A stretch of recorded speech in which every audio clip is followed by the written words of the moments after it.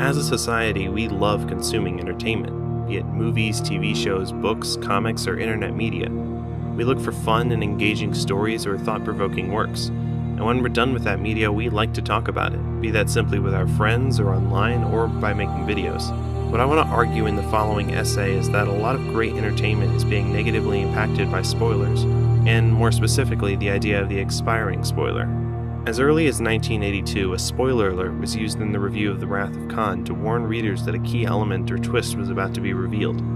The popularity of the term spread, and influential reviewer Roger Ebert began to use them in his own reviews in 2005. Although these reviewers were kind enough to consider the enjoyment of others by warning them of key details, in recent years I've seen the rise of the idea that after a certain period of time you just had your chance to see a film or read a book, and spoiling it isn't a big deal.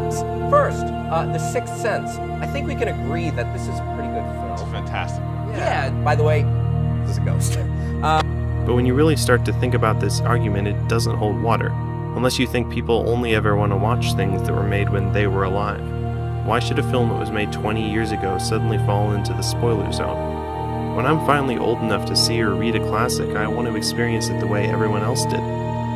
Of course, some people argue that spoilers will actually improve the quality of a film, but that is patently false. In 2009, Alex S.L. Sang and Defang Yan described the spoiler effect saying, "The spoiler effect denotes a phenomenon that a consumer's interest in consuming a particular narrative is reduced after exposure to a spoiler, and hinders favorable effective forecasting."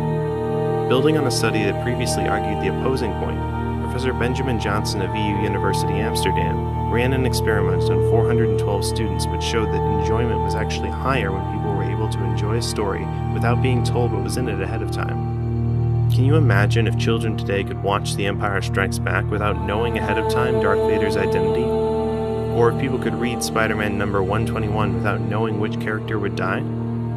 So before you decide to spoil a great film just because it was made in the 80s, think about the enjoyment you got from experiencing that story and just write 2 simple words: spoiler alert.